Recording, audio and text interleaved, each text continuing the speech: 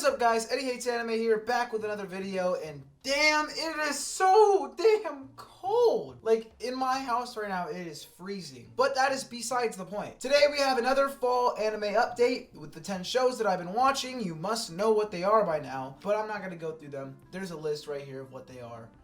Instead of what I normally do, where I talk about each show's new episode individually, I'm just going to talk about what I thought stood out the most between the episodes. And I am also going to decide at the end of this video who is the best waifu of this fall anime season. Now, it may be really early for that, and I agree, but I feel like doing it anyways. So after I talk about these episodes and rank the shows so far, I will say who I think is the best waifu of this season as of now. So let's get right into it. You know, before going into the season, I didn't really know what to expect. I already knew I was gonna like Tonikawa. I already watched the OVA for Noblesse, so I knew I was gonna like that. I heard from so many people that Jujutsu Kaisen was amazing, so I already kind of had like expectations for it to be as good as it was. And the rest of these shows, I really hadn't known much about them before going in, besides like Dragon Quest, but I had bias towards that as well since I'd played the games. So the most surprising bangers of this season, in my opinion, are Talentless Nana and Akadama Drive. I did not expect those shows to go as hard as they did. They both go incredibly hard. Akadama Drive being super insane with its art and the characters' dynamic and just how everything is, and Talentless Nana with how stone cold Nana is and how the world functions like other anime worlds, except is much darker. It's just beautiful. Both of them I feel like are going to go down as instant classics. Maybe more Akadama Drive than Talentless Nana, but that doesn't matter because I think Talentless Nana will also be looked upon for years to come as a good show. Moving on,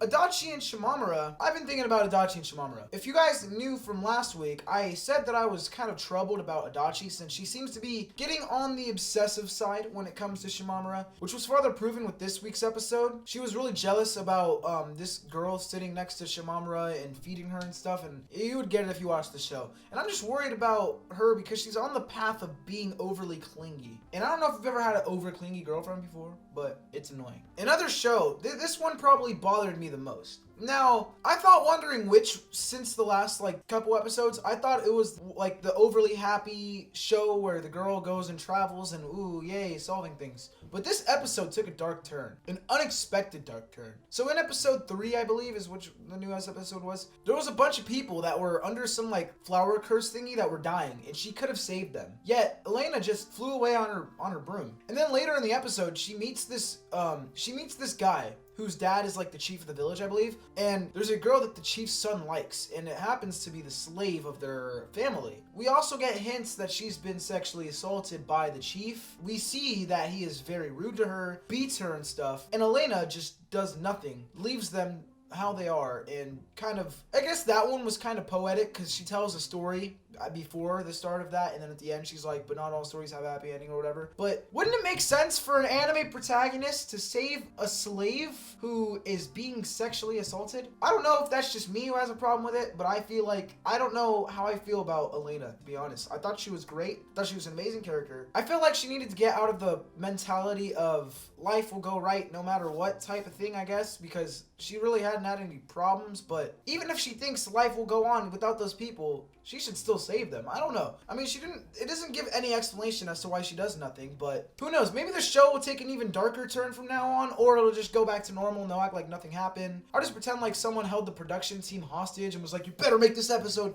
make Elena a douchebag, or else. Yeah, that's really all I got for that little bit. Now it is time to rank the shows this far. At number 9, we got Wandering Witch, The Journey of Elena. For obvious reasons, if you've been watching this video or have seen the show. I don't think the show itself is bad. I think the show itself is good. It keeps me interested and engaged. I just didn't like how the last episode went down, and it made me kind of question my feelings towards the show or the character, Elena. I'm not sure if Elena is redeemable at this point, not because of anything she's done, but because of what she hasn't done. And it's just troublesome to see. Moving on, number 9, The Day I Became a God. Now, this episode was actually really good. There was a sweet moment, but the protagonist pissed me off. The protagonist had a chance to make a move on the girl because he played this piano song that he wrote, even though the god wrote it for him. But then she played it and it was all beautiful. And then he was gonna say, will you go out with me or something like that? Or he was gonna confess to her. And it would have been perfect because she was right there next to him in front of him like, and then And then he's like, we need to study together because we're going to the same college.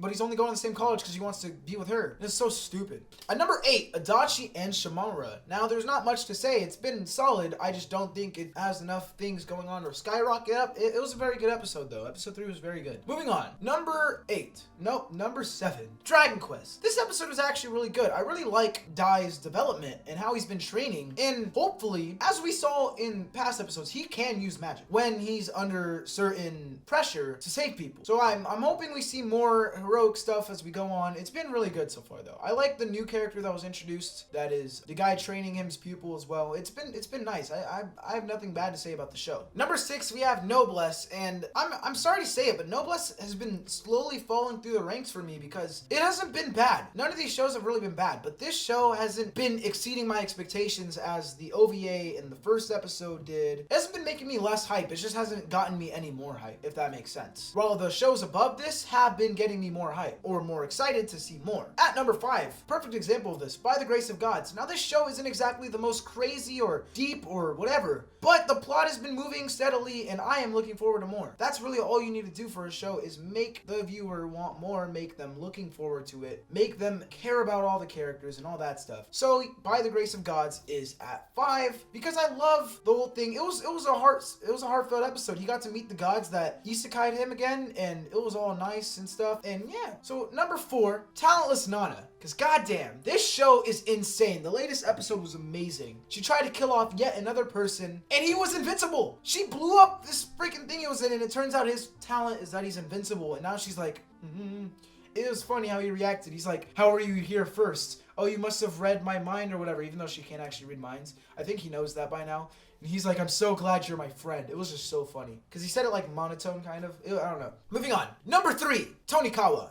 Yes, I know this was number 2 last week. And no, I'm not saying it's gotten any worse. It's just that the 2 above this are so damn good that it's hard to rank these. Because my top 3 is always probably going to be these 3, I'm guessing. Unless another show from 4 and below go crazy good. But at number 3, it is Tonikawa. It's the best a romantic comedy can be. But the 2 above this aren't romantic comedy. So it's hard to compare different genres too, but we move regardless. At number 2, this may piss people off, but reminder, I'm going off of episode 3, not episode 4, because I haven't seen episode 4 yet. Jujutsu Kaisen is at number 2 because the number 1 has actually been better in my opinion. That's it. That's really the only reason. Otherwise, it's been freaking amazing. But at number 1, we have Akudama Drive because this show has been incredible. The cast, the art, the soundtrack, the plot, everything about it has been great so far, and I've just been like mind blown because of how good it has been, and I am looking forward to what happens. I feel like the cat robot thing that has been guiding them through this is gonna end up betraying them, and we're gonna see some massive fight in the future, but that doesn't matter. And that's your number 1 for the week. And now, what we've all been waiting for is who is the best waifu of the season. I'd say my top 3 candidates are Elena,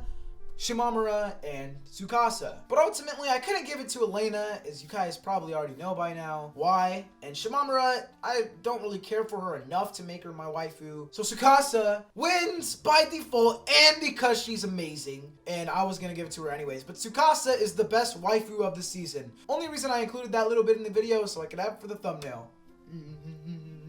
Because otherwise, I don't know how to do a good thumbnail for this. But, yes, Tsukasa is the greatest waifu of the season, in my opinion. That's really it for the video. Hope you guys enjoyed that video. Smash the like button, subscribe, share, all that good old stuff if you want to support me. We are so close to 800 subs. If I hit 800 subs by the end of October, then daily uploads for all of November, baby. Yeah, you heard that right. Daily uploads for all of November. Holy crappuccino. That's insane. So you better hit the sub button quick. Also, check out all my stuff in the description because it's all cool, but I'm not going to list them all out one by one because that's annoying. So yeah, that's about it. I got cool videos coming up. I got some music coming up because I've been working on the ting. So be sure to have a great day and remember to just keep on vibing.